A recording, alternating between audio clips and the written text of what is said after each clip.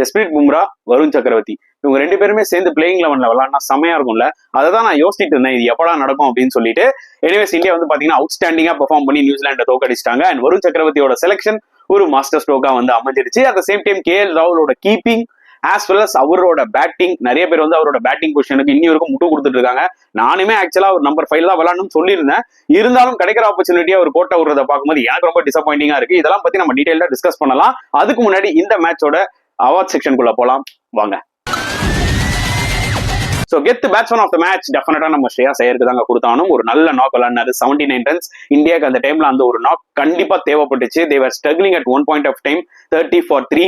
அங்க இருந்து நிறைய ஹார்ட் ஒர்க் ஆக்சுவலா போட்டாரு ஸ்ரேயாஸ் ஐயர் இந்த 79 ரன்ஸுக்கு. அவ்வளவு ஹார்ட் ஒர்க் போட்ட ஸ்ரேயாஸ் ஐயர் வந்து பாத்தீங்கன்னா அந்த ஒரு ஷாட்டை அவாய்ட் பண்ணிருக்கலாம். ஏன்னா அதுக்கேற்ற மாதிரி ஸ்கெட்ச் போட்டு தான் அங்க ஃபீல்ட் செட் பண்ணி வில்லியம் ரோர்கி போடுறாரு, புரியுதா உங்களுக்கு? அதனால அதை கொஞ்சம் அவாய்ட் பண்ணிருக்கலாம். இன்னும் ஒரு 4-5 ஓவர் ஸ்ரேயாஸ் ஐயர் ஸ்டே பண்ணியிருந்தாருன்னா மேபி இந்தியா ஒரு 270 கூட அடிச்சிருப்பாங்க. But nevertheless that 79 was so crucial. அதனாலதான் வந்து பாத்தீங்கன்னா கெத் batsman of the award goes to Shreyas Iyer. கெத் bowler ஆஃப் த மேட்ச் கண்டிப்பா நம்ம வந்து வருண் சக்கரவர்த்திக்கு தான் கொடுத்தானோம். But at the same time definitely we have to appreciate Matt Henry's spell also for New Zealand. ஏன்னா சூப்பரா போட்டாரு, 5 விக்கெட் எடுத்தாரு. இந்தியான்னு பார்த்தாலே போதும் அவரும் பயங்கரமா பெர்ஃபார்ம் பண்ணுவாரு. ஸோ அவரோட அந்த 5 விக்கெட்ஸ்க்கு வந்து பாத்தீங்கன்னா முதல்ல அப்ரிசியேஷனை கொடுத்துருவோம். ஆனா மேட்ச் ஓவரால் கான்டெக்ட் எடுத்துக்கிட்டீங்கன்னா மேட்ச் வின்னிங் ஸ்பெல் எடுத்தா கண்டிப்பா நம்ம வருண் சக்கரவர்த்திக்கு தான் வந்து பாத்தீங்கன்னா கெத் bowler ஆஃப் தி அவார்ட் கொடுத்தாலும். ஏன்னா இந்த மேட்ச்ல வந்து பாத்தீங்கன்னா சடனா உள்ள வந்தாரு, ஒரு மிகப்பெரிய மாஸ்டர் ஸ்ட்ரோக்கா வந்து அமைஞ்சிருச்சு. லிட்டரலி நியூசிலாந்து பேட்ஸ்மேனை பரதநாட்டியம் தான் ஆட வச்சாருன்னு தான் நான் கண்டிப்பா சொல்லி ஆவேன். அந்த அளவுக்கு ஒரு சூப்பர் ஸ்பெல், ஒரு மேட்ச் வின்னிங் ஸ்பெல், அதுல டவுட்டே கிடையாது. ஸோ வருண் சக்கரவர்த்திக்கு தான் கெத் bowler of the match award கொடுத்தே ஆகணும். ஆல்ரவுண்டர் ஆஃப் த மேட்ச் டெஃபினட்டா நான் 2 பேருக்கு கொடுப்பாங்க. ஃபர்ஸ்ட் ஹர்திக் பாண்டியா, அவர் அடிச்ச அந்த ஒரு 45-46 ரன்ஸ் லாஸ்டா ரொம்ப குரூஷியலா வந்து இந்தியாவுக்கு அமைஞ்சது. ஏன்னா சிங்கிள் ஹேண்டடா அடிச்சாரு. ஏன்னா ஒரு எண்ட்ல பாத்தீங்கன்னா ஜடேஜா அவுட் ஆயிட்டாரு, செம்ம கேட்ச் கேன் வில்லியம்சன். ஆனா அந்த டைம்ல அதிகமான ஸ்ட்ரைக் எடுத்து கொஞ்சம் ரன்ஸை வந்து ஏத்தி கொடுத்தது வந்து பாத்தீங்கன்னா ஹர்திக் பாண்டியா தான். ஆஸ் வெல் அஸ் போலிங்லயும் சரி, ரச்சின் ரவீந்திரா விக்கெட் வந்து பாத்தீங்கன்னா கரெக்டா ஃபீல்ட் செட் பண்ணி சூப்பரா போட்டு எடுத்தாரு. இந்த ஒரு பெர்ஃபார்மன்ஸ் நிஜமாவே ரொம்ப ரொம்ப கீயா வந்து அமைஞ்சது. அண்ட் அடுத்தது அக்சர் பட்டேலுக்கு கண்டிப்பா நான் வந்து இந்த ஒரு பர்டிகுலர் அவார்டை ஷேர் பண்ணுவேன். பிகாஸ் சூப்பரா விளாடினாருங்க. எஸ் இனிஷியலா வந்து கொஞ்சம் ஸ்ட்ரகிள் ஆனார், நம்பர் 5ல வந்தாரு. நம்ம எல்லாரும் KL ராகுல் வருவாரோ அப்படின்னு எக்ஸ்பெக்ட் பண்ணோம். பட் ஸ்டில் அக்சர் பட்டேல் வந்து இனிஷியல் 20 பால் ஸ்ட்ரகிள் ஆனாரு. ஆனா அதுக்கப்புறம் நல்லா விளாடினாரு. நல்ல ஒரு பார்ட்னர்ஷிப் ஆக்சுவலா கிரியேட் பண்ணாரு ஸ்ரேயாஸ் ஐயரோட. ஸோ அவர் அடிச்சா அந்த ஒரு 40 odd ரன்ஸும் க்ரூஷலா வந்து அமைஞ்சது. பிளஸ் போலிங்லயும் பாத்தீங்கன்னா 10 overs 30 runs and last ball of ஸ்பெல்ல வந்து முக்கியமான விக்கெட் ஆஃப் கேன் வில்லியம்சன் எடுத்தாரு. இதை விட என்னங்க வேணும்? டெஃபினட்டா allrounder of the match award goes to Hardik Pandya as well as Axar Patel. Ultimate fielder of the match நம்ம யோசிக்காம கிளென் பிலிப்ஸ்க்கு கொடுத்துருவோம். பிகாஸ் அப்படி ஒரு கேட்ச் எடுத்தாருங்க, அதுவும் விராட் கோலியோட விக்கெட். ஏன்னா யாருமே எதிர்பார்க்கல, ஸ்டன் ஆயிட்டோம். ஏன்னா ரிஸ்வானோட கேட்ச் ஆல்ரெடி அவர் எடுத்திருப்பாரு லீக் ஸ்டேஜ்ல, அதுக்கே நம்ம ஆடி போயிட்டோம், அதுல இருந்தே வெளியில வரல. இப்ப பாத்தீங்கன்னா விராட் கோலியோட கேட்ச், அது வந்து லெப்டி, இது வந்து ரைட்டு, பாயிண்ட் ஏரியாவை லிட்டரலி அவர் தான் வந்து பாத்தீங்கன்னா ஆள்றாரு, அதுல எந்த டவுட்டுமே இல்ல. சோ அன்னைக்கு ஒரு ஜான்டி ரோட்ஸ்னா இன்னைக்கு வந்து ஒரு கிளென் பிலிப்ஸ்ங்க. ஆனா அந்த மனுஷன் பாருங்க, அவரோட கேட்சை பத்தி பேசும்போது எப்படி பேசியிருக்காருன்னா, நான் சில பழமான கேட்சும் விட்டுருக்கேன், அதனால அது எல்லாமே ஈக்குவல் ஆயிடும்னு சொல்லிட்டு. சோ எந்த அளவுக்கு லெவல் ஹெட்டடா இருக்காரு பாருங்க, தட் ஷோஸ் ஹிஸ் கேரக்டர்ல. So obviously ultimate fielder of the match award goes to Glenn Phillips. சொதப்பல் ஆஃப் த மேட்ச் கண்டிப்பா நான் KL ராகுலோட கீப்பிங்க்கு தான் சொல்லுவேன். எஸ் சில கேச்சஸ் எல்லாம் கொஞ்சம் டஃப்பான கேச்சஸ் தான், நான் இல்லைன்னு சொல்ல வரல. ஆனா அந்த டஃப்பான கேச்சஸ் ஒரு தடவை மிஸ் ஆனா பரவாயில்ல, 2-3 தடவை மேல மிஸ் ஆச்சுன்னு பாத்தீங்களேன், இந்த மாதிரி ஒரு குரூஷியல் செமிஃபைனல்ல இந்த மாதிரி அவர் கேட்ச் டிராப் பண்ணாருன்னா கேமே டோட்டலா சேஞ்ச் ஆகும். இந்த மாதிரி டஃப் கேச்சஸ் நம்ம நிறைய விக்கெட் கீப்பர்ஸ் எடுத்து பார்த்தோம். எக்ஸாம்பிள் டாம் லேத்தமே எடுத்துக்கோங்க, அவரோட கீப்பிங் ஸ்கில் நல்லா இருந்தது. ஸோ KL ராகுலோட கீப்பிங் ஸ்கில் இந்த ஒரு பர்டிகுலர் டோர்னமெண்ட்ல ஃபர்ஸ்ட் மேட்ச்ல இருந்தே கொஸ்டினபிளா இருக்கு. I was so disappointed. ஏன்னா அவர் கேட்ச் மட்டும் விடல, நிறைய கோலும் விட்டாரு. பிளஸ் அவரோட பாடி லாங்குவேஜை பார்க்கும் போதுல ஏன்பா ஏதோ ஒரு லவ் ஃபெயிலியர் மாதிரி உட்காந்துட்டு இருக்கன்ற மாதிரி ஒரு ஃபீல் கொடுக்குது. கரெக்டா? ஸோ அதனால சொதப்பல் ஆஃப் த மேட்ச் வந்து டெஃபினட்டா நான் KL ராகுலுக்கு தான் கொடுப்பேன். Turning point of the match வந்து பாத்தீங்கன்னா டாம் லேத்தமோட விக்கெட்டுங்க, ஜடேஜா எடுப்பாரு LPW. ஏன்னா அந்த டைம்ல டாம் லேத்தமும் சரி கேன் வில்லியம்சனும் சரியான ஒரு மொமெண்டம்ல இருந்தாங்க, டக்கு டக்கு டக்கு ரன்ஸ் அடிக்க ஆரம்பிச்சாங்க. அந்த ஒரு பார்ட்னர்ஷிப் இன்னும் ஒரு 5 ஓவர் ஸ்டே பண்ணியிருந்தாங்கன்னா கண்டிப்பா அந்த மேட்ச் அவங்க முடிச்சிருப்பாங்க. பிளஸ் டாம் லேத்தம் ஸ்பின் செம்மையா விளையாடுவாரு. ஸோ அதனால அந்த டைம்ல ஜடேஜா அந்த விக்கெட் எடுத்தாரு பாத்தீங்களா, அது என்னாச்சுன்னு பாத்தீங்கன்னா அந்த மொமெண்டம் அப்படியே பிரேக் பண்ணிடுச்சு. ஒரு அடுத்த வர பேட்ஸ்மேனுக்குலாம் வந்து இந்த பிச்ல செட் ஆகுறது ரொம்ப ரொம்ப கஷ்டமான ஒரு விஷயம். ஸோ என்ன பொறுத்த வரைக்கும் Tom Latham wicket was a turning point. Magnificent. Sodhi finishes off in style. A magnificent strike into the crowd. வணக்கம் நண்பர்களே, வெல்கம் டு சேனல் சிசிஎஃப், உங்கள் cricket with mister cocktail furious. இப்போ நம்ம டிஸ்கஸ் பண்ண போற டாபிக் 2025 ஐசிசி சாம்பியன்ஸ் டிராஃபியோட match 12 review தான், between India versus New Zealand at Dubai. It is a dead rubber, but end of the day இதுவும் ஒரு இம்பார்ட்டன்டான மேட்ச் தான். பிகாஸ் யார் வின் பண்றாங்களோ யார் தோக்குறாங்களோ அவங்க வந்து எந்த டீமோட செமிஃபைனல் விளையாட போறாங்க, அந்த ஒரு கான்டெஸ்ட்ல இது ஒரு இம்பார்ட்டன்ட் மேட்சா வந்து அமைஞ்சது. அண்ட் இந்த மேட்ச்ல இந்தியா சும்மா தரமா 44 ரன்ஸ் வித்தியாசத்துல வின் பண்ணி ஆஸ்திரேலியாவோட செமிஃபைனல் ஸ்பாட்டை புக் பண்ணிட்டாங்க. It's going to be a interesting semifinal, அதுல எந்த டவுட்டுமே இல்ல. அது நம்ம தனியா ஒரு ப்ரிவியூ போடுவோம், அது வேற விஷயம். பட் இந்த மேட்சை பொறுத்த வரைக்கும் பாத்தீங்கன்னா India will be really happy, because India is the only team 3 match ஆடி 3மே வின்னோட போறாங்க செமிஃபைனல்ஸ்க்கு. அன்பீட்டன் டீம்ஸ் இருக்காங்க, ஆஸ்திரேலியாவும் சவுத் ஆப்பிரிக்காவும் அன்பீட்டன் தான். பட் ஸ்டில் அவங்களுக்கு ஒரு மேட்ச் மழைனால போச்சு. பட் இந்தியா வந்து பாத்தீங்கன்னா 3 மேட்ச்மே ஆடி 3 வின்னோட போறாங்க. So that is a super achievement. கண்டிப்பா ஃபர்ஸ்ட் அதுக்கு ஒரு அப்ரிசியேஷனை கொடுப்போம். ஏன்னா பும்ரா இல்லாம செமிஃபைனல் வரைக்கும் போவாங்களான்ற மாதிரி எல்லாம் கொஸ்டின்ஸ் ஃபர்ஸ்ட் நிறைய வந்தது. சோ அதை எல்லாமே முறியடிச்சிட்டாங்க இந்தியா. கண்டிப்பா செமிஃபைனல்ஸ் ஆஸ்திரேலியாவோட ஒரு சேலஞ்ச் இருக்க போகுது. நாளா வந்து பாத்தீங்கன்னா ஆஸ்திரேலியா ஒரு பொட்டலாம் சைடு வேலைக்கு ஆக மாட்டாங்க, அவ்வளவுதான்டா. அவங்க கிட்ட என்னதான் டிப்ளீட்டட் போலிங் லைனப்பா இருந்தாலுமே ஆஸ்திரேலியான்னு வந்துட்டா அந்த ஒரு கண்ட்ரிக்கு அட்லீஸ்ட் நம்ம வந்து பாத்தீங்கன்னா கிரிக்கெட்டிங் பாயிண்ட் ஆஃப் வியூல கொஞ்சம் ரெஸ்பெக்ட் கொடுத்தாலும், புரியுதா உங்களுக்கு? ஏன்னா அவங்க எல்லாம் எந்த டீமை கொடுத்தாலுமே நாக் அவுட் ஸ்டேஜ்ல டேஞ்சரஸான டீம். பட் தற்போதைக்கு பார்க்கும்போது இந்தியா வந்து பாத்தீங்கன்னா கொஞ்சம் ஸ்ட்ராங்கா தெரியுற மாதிரி இருக்காங்க. அப்படி வேணா நம்ம வந்து பாத்தீங்கன்னா கரெக்டா அனலைஸ் பண்ணலாம். சோ இந்த மேட்சை பொறுத்த வரைக்கும் பாத்தீங்கன்னா வருண் சக்கரவர்த்திய ஒரு சடனா உள்ள எடுத்துட்டு வந்தாங்க. 4 ஸ்பின்னர், எதுக்குங்க 4 ஸ்பின்னர்? அந்த மாதிரி அதுக்கும் நிறைய கொஸ்டின்ஸ் எல்லாம் எழுப்பப்பட்டுச்சு மேட்சுக்கு முன்னாடி. டாஸ்லயே பார்க்கும்போது 4 ஸ்பின்னரா எதுக்குங்க, வேலைக்கே ஆகாது, டெத்துல அடி வாங்க போறாங்க இந்தியா, அதுல டவுட்டே கிடையாது, இது கொஞ்சம் கஷ்டமா தான் இருக்கும் இந்த மேட்ச்ன்ற மாதிரி நிறைய பேர் சொன்னாங்க. But end of the day Varun சக்கரவர்த்தியோட செலக்ஷன் ஒரு மிகப்பெரிய மாஸ்டர் ஸ்ட்ரோக்கா வந்து அமைஞ்சிருச்சு. அவர் வந்து பாத்தீங்கன்னா 5 விக்கெட் எடுத்து மேட்சை வின் பண்ணி கொடுத்துட்டாரு. மக்களே, லிட்டரலி நியூசிலாந்து பேட்ஸ்மேனால வந்து அவர் எங்க போடுறாருன்னே அவங்களால ஜட்ஜ் பண்ண முடியல. பால் இந்த பக்கம் திரும்புதா, இந்த பக்கம் திரும்புதா, நேரா வருதா. It was very difficult for them to judge is bowling, because கண்டிஷன்ஸும் அதுக்கு ஏற்ற மாதிரி இருந்தது. It's slow wicket, not a rank டர்னருங்க. நிறைய பேர் என்ன நினைக்கிறாங்கன்னா இந்தியா வந்து ஸ்பின் பிச்சை வச்சு வின் பண்றாங்கன்னு. ஆக்சுவலா இதுல பெருசாலாம் டர்ன் இல்ல, லைட்டா ஒரு டர்ன். ரேங்க் டர்னர்னா எப்படின்னா குத்தி கச்சா முச்சான் டர்ன் ஆகும். இதுல லைட்டா ஒரு டர்ன் இருக்கு, பிளஸ் அந்த ஸ்லோனஸ் இருக்கு பாத்தீங்களா, அதனால ஸ்பின்னர்ஸ் நீங்க வந்து ஃப்ரண்ட்ல காலை போட்டு ஆட முடியாது. நல்லா ஞாபகம் வச்சுக்கோங்க, ஃபர்ஸ்ட் மேட்ச்ல இந்தியா வர்சஸ் பங்களாதேஷ் மேட்ச்ல சுப்மன் கில் ஒரு விஷயம் பேசியிருப்பாரு மேன் ஆஃப் த மேட்ச் வாங்கினப்போ. அப்போ அவர் என்ன சொல்லியிருப்பாருன்னா, நானும் ரோஹித்தும் ஓப்பனிங்ல விளையாடும் போது இந்த பர்டிகுலர் பிட்ச்ல கட் ஷாட் அவாய்ட் பண்ண பார்ப்போம். ஏன்னா கட் ஷாட் ஏர்லியரா போற மாதிரி இருக்கும், இன்சைட் எட்ஜ் போல்ட் ஆக வாய்ப்புகள் இருக்கு. சோ முடிஞ்ச வரைக்கும் டவுன் த ட்ராக் போவோம், இல்லைன்னா வெயிட் பண்ணி ஆடலாம், ஸ்ட்ரெயிட் பேட்ல ஆடலாம் தான் நாங்க பிளான் போட்டோம். அதே மாதிரி கில்லும் விராட் கோலியும் ஆடும் போதும் அவங்க என்ன பிளான் போட்டாங்கன்னா, ஸ்பின்னர்ஸை ஃப்ரண்ட் ஃபுட்ல ஆட முடியல, ஏன்னா பிச்சும் ஸ்லோவா இருக்கு. ஸ்பின்னர்ஸ் கொஞ்சம் ஃபிளைட் பண்ணி போட்டாங்கன்னா நம்ம ஃப்ரண்ட்ல போய் ஆடிட்டே இருந்தோம்னா சம்டைம்ஸ் லீடிங் எட்ஜ் வாங்க வாய்ப்புகள் நிறைய இருக்கும். அதனால மேக்ஸிமம் இந்த கண்டிஷன்ஸ்ல நம்ம பேக் ஃபுட்ல போய் ஆடுவோம். புரியுதா உங்களுக்கு? சோ இது என்னன்னா பிச் அசஸ் பண்ணி விளையாடுறது. அந்த வகையில அதுதான் இந்த ஒரு பர்டிகுலர் பிச்ல ஒரு மிகப்பெரிய சேலஞ்சே. என்னன்னா நீங்க பேக் ஃபுட்ல தான் முடிஞ்ச வரைக்கும் போக முடியும் தவிர, அதே மாதிரி நீங்க ஜஸ்ட் லைக் தட் ஸ்பின்னர்ஸை வந்து அட்டாக் பண்ணிடவும் முடியாது. அப்படி இப்படி நீங்க ஏதாவது ஒரு பால்ல பவுண்டரி 6 அடிக்கலாம், பட் எல்லா பாலுமே உங்களால வந்து அடிக்க முடியாது. இன்னும் ஸ்பின்னர்ஸ் இன்னும் ஸ்லோவா போட்டாங்கன்னா it is very difficult to judge. அந்த வகையில வருண் சக்கரவர்த்தி கிட்ட நிறைய வெரைட்டி இருக்கு, புரியுதா உங்களுக்கு? அவர் லெக் ஸ்பின் போடுவாரு, ராங் ஒன் போடுவாரு, ஸ்ட்ரெயிட் ரவுண்ட் போடுவாரு, திடீர்னு ஒரு குவிக்கர் பால் போடுவாரு. எப்படி சாண்டர் விக்கெட் எடுத்தாரு, that was one hell of a ஸ்பெல்லுங்க.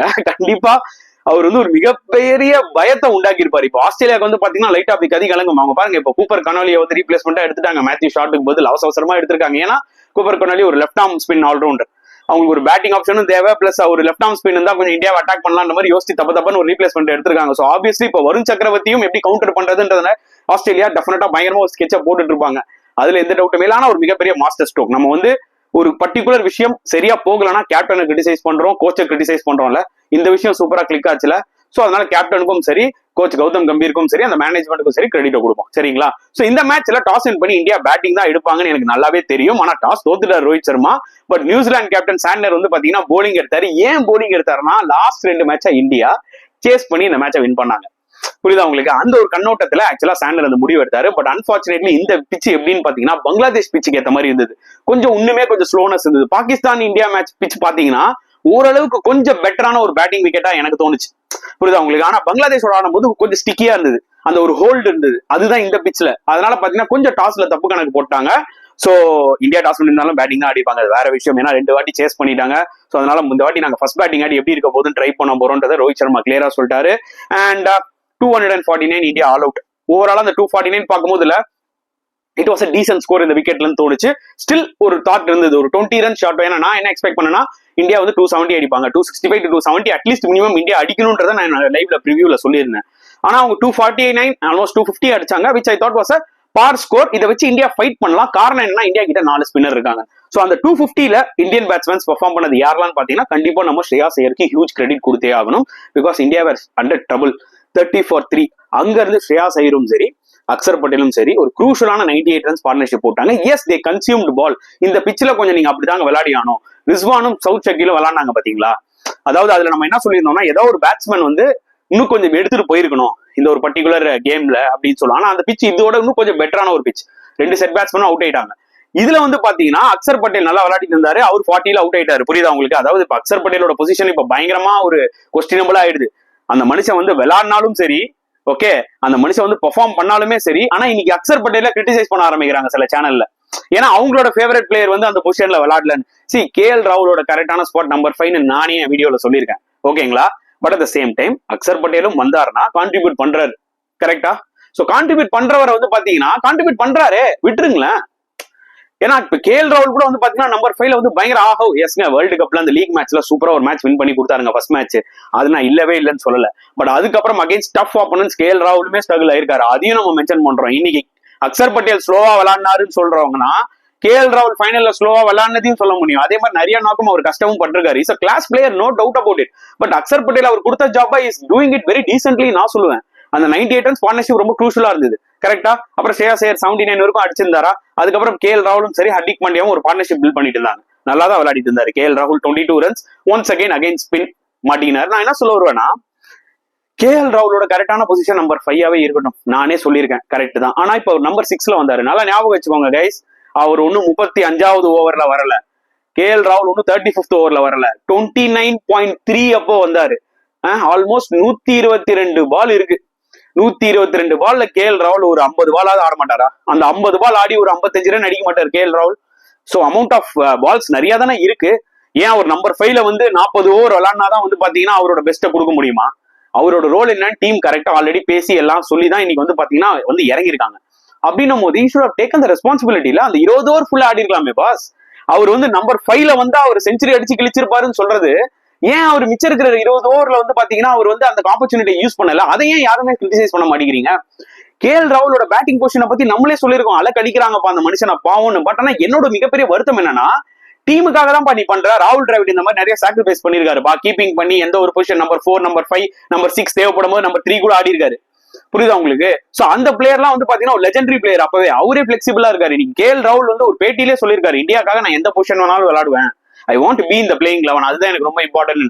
அப்படின்னும் போது அவர்கிட்ட இருந்து கான்ட்ரிபியூஷன்ஸ் நம்ம எதிர்பார்க்கணும்ல. அதை விட்டு அவரை நம்ம என்ன பண்றோம்னா ரொம்ப வந்து சாஃப்ட் கார்னர்ல தள்ளுறோம். நிறைய பேர் என்ன நினைக்கிறோம்னால, KL ராகுல் பா லைட்டா பவுடர் போட்டு விடு, லைட்டா தலைவாரி விடு, லைட்டா முதுகு தட்டி விடு, அப்படி நம்ம பண்ணிக்கிட்டே இருக்க முடியாது கைஸ். அவர் experience player. Look at KL Rahul's body language. நீங்க KL ராகுலோட பாடி லாங்குவேஜ் நோட் பண்ணீங்களா? சத்தியமா அவரை பார்க்கும்போது விக்கெட் கீப்பிங்ல எனக்கு ரொம்ப வருத்தமா இருக்கு. ஏன்னா அவரோட கீப்பிங் ஸ்கில் டவுன் ஆயிடுச்சு. அதை பத்தி நம்ம வந்து செகண்ட் ஹாஃப்ல நம்ம டிஸ்கஸ் பண்ணுவோம் இந்த வீடியோல. ஆனா அவரோட கீப்பிங் பாடி லாங்குவேஜ் எனக்கு பார்க்கும்போது எனக்கு என்ன பர்சனலா தோணுதுன்னா, இந்த காதலர் தினம்ல குணால் வந்து ரோஸ் பிடிச்சிக்கிட்டு இப்படி நிப்பாருல, அப்படிதாங்க இவர் கீப்பிங்ல எங்க பாருங்க இப்படியே நிக்கிறார். ஒரு என்கரேஜ்மெண்ட் இல்ல, எதுவுமே இல்ல. என்னங்க ராங் KL ராகுலுக்கு? Something is wrong. 2023 வேர்ல்ட் கப்ல கூட வந்து பாத்தீங்கன்னா கொஞ்சம் எனர்ஜெட்டிக்கா இருந்தாரு. There is something wrong. See, mentally அவருக்கு வந்து பாத்தீங்கன்னா என்னைக்குமே ஒரு பெரிய பிரச்சனை. அவர் வந்து பாத்தீங்கன்னா ஸ்கில்லையோ அவரோட டெக்னிக்லயோ என்னைக்குமே ப்ராப்ளம் இருந்தது இல்ல. KL ராகுல் என்னைக்குமே வந்து பாத்தீங்கன்னா அவரோட அந்த ஒரு மென்டல் டஃப்னஸ் வந்து பாத்தீங்கன்னா அவருக்கு ரொம்ப வீக், ரொம்ப ரொம்ப வீக். அவர் அந்த விஷயத்துல நிறைய யோசிப்பாரு, புதுவிதமா அவுட் ஆவாரு. அதனால கிடைக்கிற ஆப்பர்ச்சுனிட்டியை KL ராகுல் யூஸ் பண்ணிக்கணும்ன்றதா நான் சொல்ல வரேன். முட்டு கொடுக்குறவங்க முட்டு கொடுத்துக்கிட்டே தான் இருப்பீங்க, அதுல எதுவுமே சொல்ல முடியாது. ஆனா பெர்ஃபார்மன்ஸ் வேணும்ல. இதே ஒரு KL ராகுல் 50 ரன் அடிச்சிருந்தாருன்னு வச்சுக்கோங்களேன், கிளாசிக் KL ராகுல் ரோல்ஸ் ராயல்ஸ் சொல்லி அடிச்சு ஊத்த மாட்டீங்களா? அந்த மாதிரி தாங்க he has to perform இந்தியாக்காக. அதுதானுங்க ரொம்ப முக்கியம். அண்ட் அந்த வகையில் அவரும் ஒரு நல்ல ஆப்பர்ச்சுனிட்டி விட்டுட்டு போயிட்டாரு. அண்ட் ஹர்திக் பாண்டியா நான் சொன்ன மாதிரி ஹியூஜ் கிரெடிட் கொடுக்கணும். அவரோட அந்த 45-46 ரன்ஸ் ரொம்ப குரூஷலா இருந்ததுங்க. சிங்கிள் ஹேண்டட் எடுத்துட்டு போனார். ஏன்னா ஒரு பக்கம் விராட் கோலியோட கேட்ச் கிளென் பிலிப்ஸ் பயங்கரமா எடுத்தா, இங்க ஜடேஜாவோட கேட்ச பயங்கரமா கேன் வில்லியம்சன் லெஃப்ட் ஹேண்ட்ல எடுக்கிறாரு பாயிண்ட்ல. சோ ஜடேஜாவோட விக்கெட் அந்த டைம்ல ரொம்ப குரூஷலா இருந்தது. ஏன்னா அவர் நின்றுந்தாருன்னா இன்னொரு 20 ரன்ஸ் கண்டிப்பா எக்ஸ்ட்ரா அடிச்சிருப்பாங்க. ஏன்னா அவர் நல்ல ஒரு சப்போர்ட் கொடுத்திருப்பாரு ஹர்திக் பாண்டியாக்கு. ஹர்திக் பாண்டியா அன்பார்ச்சுனேட்லி அந்த எண்ட்ல முகமது ஷமி இருந்ததுனால ஸ்ட்ரைக் வந்து கொடுக்காம அவரே எடுத்து விளையாடினாரு. எனக்கு அந்த இடத்துல இன்னொன்னு ஒரு விஷயம் எனக்கு தோணுச்சு, நீங்க வந்து ஷமி அனுப்பதுக்கு பதில் குல்தீப் யாதவ் வச்சிருக்கலாம். ஏன்னா குல்தீப் யாதவ் என்ன பண்ணிருப்பாருன்னா அவருக்கு ஸ்ட்ரைக் கிடைக்கும் போது அப்படி தட்டி ஒரு சிங்கிளாவது ஆடி கொடுத்திருப்பாரு. ஷமி கிட்ட என்ன ஒரு பிரச்சனைனா அடிச்சா நான் 6 தான் அடிப்பேன், அவர்கிட்ட அந்த சிங்கிள் கேம்லாம் கிடையாது. அப்படின்னும் போது ஸ்லோ டெலிவரி சப்போ ஸ்ட்ரகிள் ஆனார். மேபி இந்த ஒரு ட்ரிக் இந்தியா மிஸ் பண்றாங்க. மேபி செமிஃபைனல்ஸ் மாதிரி போகும்போது குல்தீப் யாதவ் கொஞ்சம் ப்ரொமோட் பண்ணா பெட்டரா கொஞ்சம் ஒரு சென்ஸ் ப்ரிவேல் பண்ண மாதிரி இருக்கும் இந்த மாதிரி கண்டிஷன்ஸ்ல. Anyway 249 was I thought was a very decent score. ஆனா இருந்தாலும் நியூசிலாந்து கொஞ்சம் நல்லா விளையாடுவாங்க ஸ்பின் அப்படின்ற மாதிரி நான் நினைச்சேன். பட் அன்பார்ச்சுனேட் டோட்டலா கேமே மாறிடுச்சு. நியூசிலாந்து போலிங் பொறுத்த வரைக்கும் மேட் ஹென்ரி ஃபேண்டாஸ்டிக்கா போட்டு 5 விக்கெட் எடுத்தாரு. இந்தியான்னு கிடைச்சா போதும், அவரோட பெர்ஃபார்மன்ஸ் வந்து பாத்தீங்கன்னா பீக்ல போயிடும். சோ அவருக்கு கண்டிப்பா நம்ம கிரெடிட் கொடுத்தாலும் டேக்கிங் 5 விக்கெட்ஸ், அது ஒரு ஃபாஸ்ட் பவுலர் இந்த மாதிரி கண்டிஷன்ஸ்ல 5 விக்கெட்ஸ் எடுக்கிறாருன்னா ஹியூஜ் கிரெடிட் கொடுத்தாகணும். Bracewell was little expensive. Bracewell இன்னைக்கு கொஞ்சம் கவுண்டர் அட்டாக் பண்ணிட்டாங்க இந்தியா. சாண்டர் ரொம்ப சூப்பரா போட்டாரு, ஆஸ் யூஷுவல் டீசெண்டா போட்டாரு. அண்ட் வில்லியம் ரோர்கியும் வந்து பாத்தீங்கன்னா என்ன சொல்றது அந்த ஒரு எஃபர்ட் போட்டாரு. ஜேமிசனும் பாத்தீங்கன்னா நியூ பால்ல நல்லா டீசெண்டா போட்டாரு. அண்ட் நியூசிலாந்து சேசிங்ல வந்து பாத்தீங்கன்னா obviously they want to get a good start. Power பிளேல எப்படியாவது கொஞ்சம் நல்லா ரன் அடிச்சிடணும் நியூ பால்ல இருக்கும்போது. ஏன்னா பிச்சு போக போக ஸ்லோ ஆகும், டியூ ஒரு ஃபேக்டர் கிடையாது, ஸ்பின்னர்ஸ் வேற கமிங் இன்டு தி ஈக்குவேஷன். அதனால பவர் பிளே எப்படியாவது யூஸ் பண்ணணும் கொஞ்சம் பாசிட்டிவா ஸ்டார்ட் பண்ணாங்க. ஹர்திக் பாண்டியா கரெக்டா ஃபீல்ட் செட் பண்ணி சூப்பரா வந்து பாத்தீங்கன்னா ரச்சின் ரவீந்திரா விக்கெட் எடுத்தாரு. சோ ரவீந்திரா ஏர்லியர் அவுட் ஆனதே வந்து பாத்தீங்கன்னா இந்தியாவுக்கு ஒரு மிகப்பெரிய பிளஸ். ஏன்னா அவர் கொஞ்சம் ஸ்பின் நல்லா விளையாடுவாரு, கொஞ்சம் கவுண்டர் அட்டாக் பண்ணுவார். அண்ட் அதுக்கப்புறம் வருண் சக்கரவர்த்தி அட்டாக் குள்ள வந்தாரு, வில்லியன் விக்கெட் எடுத்தாரு. சோ ஒரு மொமெண்டம் பிரேக் ஆச்சு. அதுக்கப்புறம் வந்து பாத்தீங்கன்னா கேன் வில்லியம்சனும் சரி டேரல் மிச்சலும் சரி அப்படியே தள்ளுனாங்க. இட் வாஸ் ஸ்ட்ரகிளிங்கான ஒரு பார்ட்னர்ஷிப். அப்புறம் குல்தீப் யாதவ் வந்து குரூஷியலான டேரல் மிச்சல் விக்கெட் எடுத்தாரு.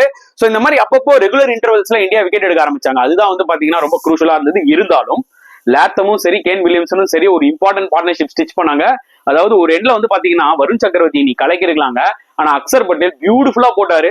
டப்பு டப்பு டப்பு டப்புன்னு ஸ்டெம் டு ஸ்டெம் போட்டு வந்துகிட்டே இருந்தாரு. அதுக்கப்புறம் ஜடேஜா வந்தாரு பாருங்க, அவர் டோட்டலா வேற லெவல்ல போட்டாருங்க. அட்லீஸ்ட் நீங்க பாத்துக்கோங்க, அக்சர் பட்டேல் பொறுத்த வரைக்கும் பாத்தீங்கன்னா அந்த சைட் ஸ்பின் போட்டு டப்பு டப்புன்னு வைட் ஆஃப் தி கிரீஸ் வந்து 10 ஓவர் போட்டு போயிட்டாரு. ஜடேஜா வந்து பாத்தீங்கன்னா கொஞ்சம் அந்த ரிப் கொடுப்பாரு, அதாவது கொஞ்சம் கிரிப் ஆகி டர்ன் ஆகும். ஓகே ஜடேஜா போலிங்ல அதுதான் எக்ஸாக்ட்லி ஆச்சு. கேன் வில்லியம்சன் தண்ணி காமிச்சாரு. At same time Kane Williamson வந்து பாத்தீங்கன்னா அந்த இன்சைட் அவுட் ஷாட் ஆனாரு பாருங்க கவர்ஸ்ல, அதெல்லாம் செமையா இருந்ததுங்க பாக்கிறதுக்கு, பியூட்டிஃபுல்லா இருந்தது. அவரும் முடிஞ்ச வரைக்கும் ஃபைட் பண்ணாரு. சோ லாத்தம் அண்ட் வில்லியம்சன் அந்த ஒரு டேஞ்சரஸ் பார்ட்னர்ஷிப் உருவாகிறத பார்க்கும்போது நம்மளுக்கு லைட்டா ஒரு அல்லு கிளம்பிச்சு. ஓகே ரைட், இவங்க 2 பேரும் டேஞ்சர்னு. அப்பதான் ஜடேஜா வந்து லாத்தம் விக்கெட் எடுப்பார் எல்பிடபிள்யூ. அதுதான் எனக்கு தெரிஞ்சு turning point of the match. ஏன்னா லாத்தம் நல்ல ஃபார்ம்ல இருக்காரு, plus is a very good player of a ஸ்பின்னர். ஸ்டே பண்ணிருந்தாருன்னா கேம் முடிச்சு கொடுத்துருப்பாரு. அதுக்கப்புறமே டோட்டலா கேம் சேஞ்ச் ஆயிடுச்சுங்க. ஏன்னா வருண் சக்கரவர்த்தி செகண்ட் ஸ்பெல் வந்தாரு. அவர் வந்து பாத்தீங்கன்னா டப்புன்னு விக்கெட்ஸ் எடுத்து கொடுத்தாரு. ஒரு எண்ட்ல வந்து பாத்தீங்கன்னா கிளின் பிலிப்ஸ் எல்பிடபிள்யூ ஆனாரு. அதுக்கப்புறம் வந்து பிரேஸ்வெல் எல்பிடபிள்யூ ஆனாரு. சோ பிரஷர் ஒரு எண்ட்ல கேன் வில்லியம்சன் மேல பயங்கரமா போச்சு. அவர் ஒரு 80 odd runs நல்லா விளையாடினாரு. இருந்தாலுமே ஜென்ரலா நம்மளுக்கு தெரியும் கேன் வில்லியம்சன் கொஞ்சம் டைம் எடுத்து தான் விளையாடுவார். ஓகே பட் ஸ்டில் எனக்கு என்ன தோணுச்சுன்னா இன்னும் கொஞ்சம் லைட்டா வில்லியம்சன் கொஞ்சம் ப்ரோஆக்டிவா ஆடி இருக்கலாமோ அவர் எக்ஸ்பீரியன்ஸை யூஸ் பண்ணி. ஏன்னா இது ஒரு நாக் அவுட் மேட்ச் இல்ல, இது வந்து ஒரு டெட் ரப்பர் மேட்ச்னும் போது கொஞ்சம் தைரியமா அவர் இன்னும் கொஞ்சம் புஷ் பண்ணிருக்கலாமா அவரோட எக்ஸ்பீரியன்ஸ்க்கு. ஏன்னா அவர்கிட்ட அந்த மாதிரி ஒரு கேமும் இருக்கு, கவுண்டர் அட்டாக் பண்ற ஒரு கேமும் இருக்கு அகைன்ஸ்ட் ஸ்பின்னர்ஸ். மேபி அங்க கொஞ்சம் ரொம்ப என்ன சொல்றது டிஃபென்சிவா ஆடிட்டாரோன்ற மாதிரி எனக்கு தோணுச்சு. அதனால ரிக்வயர்ட் ரேட் ஏற ஆரம்பிச்சிருச்சு. நான் அதை வச்சு சொன்னேன். சோ எப்போ வந்து கிளென் பிலிப்ஸும் பிரேஸ்வெல்லும் அந்த பேக் டு பேக் டக்குன்னு அவுட் ஆனாங்களோ வருண் சக்கரவர்த்தி பால், அப்பயே நம்மளுக்கு தெரியும் game is almost over. Williamson மட்டும் தான் அங்க த்ரெட்டா நிக்கிறாரு. இவர் அவுட் ஆனாருன்னா அவள்தான் போது பாத்தீங்கன்னா அக்சர் பட்டேல் அவரோட கடைசி பால் ஆஃப் த ஸ்பெல்ல கேன் வில்லியம்சன் அவுட் ஆக்கிடுவாரு ஸ்டெம்பிங். அதுக்கப்புறம் ஃபார்மாலிட்டி தாங்க. என்னதான் சாண்டர் வந்து 2 6 ஒரு பவுண்டரி அடிச்சாலுமே ஜஸ்ட் மேட்டர் ஆஃப் செகண்ட் தான். அண்ட் வருண் சக்கரவர்த்தி வந்து பாத்தீங்கன்னா டப்புன்னு கிளீன் அப் பண்ணாரு, 5 விக்கெட் எடுத்தாரு. Literally almost all the New Zealand players were stunned. அதே மாதிரி ஸ்பின்னர்ஸ்க்கு இவ்வளவு அட்வான்டேஜ் இருக்கும்ன்றத அவங்க எக்ஸ்பெக்ட் பண்ணிருக்க மாட்டாங்க. Outstanding performance from India.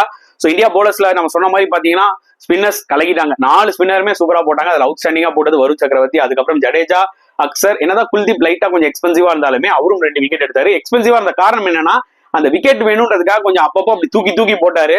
அதெல்லாம் கொஞ்சம் 6 அடிச்சிட்டாங்க. அதுதான் main reason. Shami was decent, but பழைய ஷமியா இல்ல. இந்த பிச்சிலையும் ஒன்றும் பெருசா ஹெல்ப் இல்ல. ஆனா ஹர்திக் பாண்டியா சூப்பரா போட்டாரு. It's combine team effort. But still இந்தியாவோட ஃபீல்டிங் அண்ட் கேச்சிங் ஒரு மிகப்பெரிய கன்சர்னா தாங்க இருக்கு. அதுல எந்த டவுட்டுமே இல்ல. நியூசிலாண்டோட எல்லாம் கம்பேரே பண்ண முடியாது. ஏன்னா ஒரு வருத்தமான ஒரு விஷயம்னு பாத்தீங்கன்னா கேஎல் ராகுலோட கீப்பிங். நான் அதை பத்தி பேசணும்னு சொன்னேன். ஆல்ரெடி கேஎல் ராகுலை பத்தி பேசிட்டேன், பட் அவரோட கீப்பிங் பத்தி தனியா பேசணும்னு இருந்தேன். ஏன்னா ஒரு விஷயம் இருக்குங்க, அதாவது 2023 வேர்ல்ட் கப்ல கீப்பிங் பண்ண கேஎல் ராகுலுக்கும் இப்ப பாக்குற கேஎல் ராகுலுக்கும் நிறைய வித்தியாசம் இருக்கு. அது இன்ஜுரி வந்துட்டு போனதுனால அப்படியா, இல்ல அவர் வந்து பாத்தீங்கன்னா ஷார்ட் ஆஃப் என்ன சொல்றது கான்பிடன்ஸ்ல இருக்காரா என்னன்னு தெரியல. இந்த பர்டிகுலர் சாம்பியன்ஸ் டிராஃபி ஃபர்ஸ்ட் மேட்ச்ல இருந்தே வந்து பாத்தீங்கன்னா கேஎல் ராகுலோட கீப்பிங் சரி கிடையாது. ஏன்னா பங்களாதேஷோட மேட்ச்லயும் பாத்தீங்கன்னா ஜேக்கர் அலியோட ஸ்டெம்பிங் மிஸ் பண்ணாரு. அதே ஒரு மேட்ச்ல 2 கோல் விட்டாரு. அண்ட் இந்த மேட்ச்லயும் பாத்தீங்கன்னா 3 கேட்ச் வந்தது. கிட்டத்தட்ட அந்த 3 கேட்ச் டஃப்பான கேட்ச் தாங்க, எனக்கு புரியுதுங்க. மெயினா அந்த 2 கேட்ச் வில்லியம்ஸ் வந்து அதெல்லாம் அப்படிதான் டக்குன்னு அப்படிதான் போகும். நீங்க விக்கெட் கீப்பரா வந்து ரொம்ப ஷார்ப்பா இருக்கும். இந்த மாதிரி கேச்சஸ் எல்லாம் நம்ம விக்கெட் கீப்பர்ஸ் எடுத்து பார்த்திருக்கோம். எக்ஸாம்பிள் டாம் லேத்தம் எடுத்து பாருங்க, அவர் நல்லா பண்ணிருப்பாரு நியூசிலாந்துக்கு. சோ ஒரு டஃப்பான கேட்ச் கையை விட்டு போகுதுன்னா பரவாயில்ல, 1 2 3 இந்த மாதிரி டஃப்பான கேட்ச் கையை விட்டு போனா இதெல்லாம் டஃப்பான கேட்ச் பா அப்படின்ற மாதிரி நம்ம சொல்ல முடியாதுல. இன்ஃபேக்ட் நான் என்ன சர்ப்ரைஸ் ஆறேன்னா நான் ஆக்சுவலா ஒரு சில ரிவ்யூஸ் எல்லாம் பார்த்தேன் அந்த மேட்ச்ல. கேஎல் ராகுலுக்கு சொம்படிக்கிறது ஓகே, அது பரவாயில்ல, ஏன்னா ஒரு குவாலிட்டி பிளேயர், சரிப்பா என்னதான் இருந்தாலும் ஒரு குவாலிட்டி பிளேயர், சொம்படிக்கிறது பிரச்சனை இல்லை. ஆனா அவ்வளவு பேசினவங்க அக்சர் பட்டேலுக்கு கிரெடிட் கொடுக்கல. அட் த சேம் டைம் இது என்னால நம்பவே முடியல, கேஎல் ராகுல் விக்கெட் கீப்பிங்கை பத்தி பேசவே இல்லை. சோ எந்த அளவுக்கு வந்து பாத்தீங்கன்னா அனலைஸ் பண்றாங்கன்னு பாத்துக்கோங்க. I was little shocked. ஏன்னா சில பேருக்கு நம்ம எக்ஸாம்பிளா எடுத்துக்கிட்டு சூப்பரா பண்றாங்க, இவங்க கிட்ட இருந்து நிறைய கத்துப்போம் அப்படின்னு நினைச்சுதான் நம்ம வந்து பல வருஷமா சில வீடியோஸ் பார்த்துட்டு இருக்கோம். ஆனா அவங்களே பயாஸ்டா இருக்கும் போது நம்மளுக்குல என்ன இதை பார்த்தோட நம்ம இன்ஸ்பயர் ஆகணுன்ற மாதிரி யோசிக்கிற அளவுக்கு வந்துருச்சு. கேஎல் ராகுலோட விக்கெட் கீப்பிங்கை பத்தி பேசாம எந்த சேனல்லையுமே இருக்க மாட்டாங்க, ஒரு சில பேருங்க இருக்காங்க ஆனா இந்த உலகத்துல. சோ டெஃபினட்டா வந்து அவர் இம்ப்ரூவ் பண்ணி ஆகணுங்க. நிறைய பேர் கேட்கறாங்க பண்ட் எடுத்துட்டு வரலாமா, this is not a correct டைம்ங்க. நீங்க செமிஃபைனல்ல டைரக்டா அப்படி பண்ட் எடுத்துட்டு வரதெல்லாம் வேலைக்கு ஆகுது. கேஎல் ராகுல் தான் விளையாட போறாருன்னு டிசைட் பண்ணிட்டாங்க. He has to improve his wicket keeping skill. நாளைக்கு செமிஃபைனல் ஆஸ்திரேலியாவோட இந்த மாதிரி 2 டஃப் கேட்ச் தாங்க அவர் விட்டுட்டாரு அப்படின்னு நம்ம பேசணும்னு வச்சுக்கோங்களேன், கதை முடிஞ்சு போச்சு. அதனால he has to work out. அதே மாதிரி அவர் பாடி லாங்குவேஜ்லுமே திருப்பி சொல்றேன், அவரை பார்க்கும்போது எனக்கு அந்த காதலர் தினம் படத்துல வர குணால் ஞாபகம் தான் வருது. ரோஸை வச்சுக்கிட்டு இப்படியே இருப்பாரு சோகமா. ஏன் அப்படி சோகமா இருக்காருன்னு தெரியல. கொஞ்சம் போலர்ஸையும் என்கரேஜ் பண்ணணும். அந்த மாதிரி பெருசா ஒண்ணுமே தெரியலங்க, அப்படியே ஏதோ ஜட மாதிரி அப்படியே நின்றுட்டு இருக்காருங்க. அப்படியே என்னத்த சொல்றதுன்னே எனக்கு புரியல. Hopefully we will see a regenerated KL ராகுல். அதே மாதிரி எந்த பொசிஷன்ல வந்தாலும் அவர் விளையாடணுங்க, அதுதான் அவரோட ரோல், அது அவருக்கே தெரியும். சோ அதனால கிடைக்கிற ஆப்பர்ச்சுனிட்டி 20 ஓவர் கிடைக்குது ஒரு மேட்ச்லனா அதையும் யூஸ் பண்ணியானோம். புரியுதா உங்களுக்கு? ஹோப்ஃபுல்லி கேஎல் ராகுல் வந்து பாத்தீங்கன்னா செமிஃபைனல்ல ஆப்பர்ச்சுனிட்டி கிடைச்சா நல்லா விளையாடுவாருன்னு நான் எக்ஸ்பெக்ட் பண்றேன் எண்ட் ஆஃப் த டே. ஏன்னா எனக்கு என்ன பொறுத்த வரைக்கும் இந்தியா வின் பண்ணணும். புரியுதா உங்களுக்கு? கேஎல் ராகுல் நம்பர் 5ல வந்து விளையாடலனா இந்தியாவோட கதை கந்தலாயிடும் அப்ப பாரு அப்படின்னு நான் சொல்ல மாட்டேன். எண்ட் ஆஃப் த டே எனக்கு இந்தியா வின் பண்ணி ஆகணும், அது எந்த பிளேயர் அடிச்சு கொடுத்தாலுமே பரவாயில்ல. ஓகேங்களா? So good win for India. Obviously ஆஸ்திரேலியாவோட ஆட போறாங்க semifinal. It's going to be a big challenge. என்னதான் உங்க டெப்ளீட்டட் சைடா இருந்தாலுமே ஆஸ்திரேலியாவை குறைச்சி இடம் போட்டுற முடியாது. சோ இந்தியா வர்சஸ் ஆஸ்திரேலியாவோட ப்ரிவியூ வந்து பாத்தீங்கன்னா ப்ராபப்லி ஈவினிங் டைம்ல நான் அந்த வீடியோ ரிலீஸ் பண்ணுவேன். சோ இந்த மேட்சை பத்தி நீங்க என்ன ஃபீல் பண்றீங்க? வருண் சக்கரவர்த்தியோட இன்க்ளூஷன் அண்ட் அவரோட அவுட்ஸ்டாண்டிங் பெர்ஃபார்மன்ஸ் அண்ட் அவரோட செலக்ஷன் மாஸ்டர் ஸ்ட்ரோக் அதெல்லாம் பத்தி என்ன ஃபீல் பண்றீங்க? மறக்காம கமெண்ட் செக்ஷன்ல போடுங்க. இந்த வீடியோ பிடிச்சிருந்தா லைக் பண்ணுங்க, ஷேர் பண்ணுங்க, முடிஞ்சா சப்ஸ்கிரைப் பண்ணுங்க. சோ நெக்ஸ்ட் வீடியோல பார்க்கலாம் ஃப்ரெண்ட்ஸ். அன்டில் தென் பாய்.